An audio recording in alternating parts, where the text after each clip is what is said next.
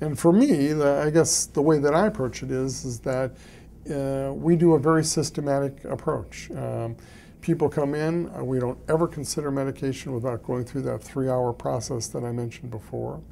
Once we identify that people have ADD, then we do what are called medication trial tests.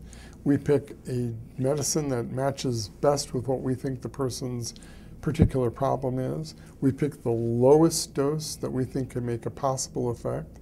We have the person take that dose at home and then come back into our office, and we actually do trial testing on that dosage level that we then compare to the baseline without medication.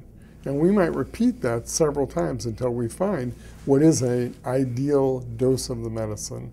Then we start using it on a day-by-day basis, and after a week we get feedback from the parents, from the patient, to see is it effective in the real world, how long does it last, and then make fine-tuning there. Might add another medicine to make sure that the whole day is covered.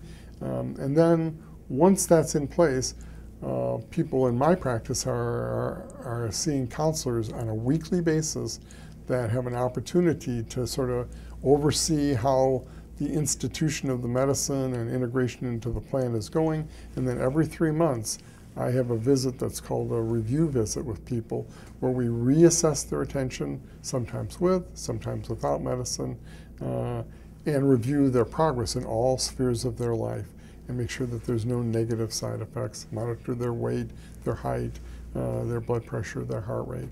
Doing that, I've never had anybody have a serious negative, and in the end, rather than saying higher doses, I would say more appropriate doses. And our patients do well.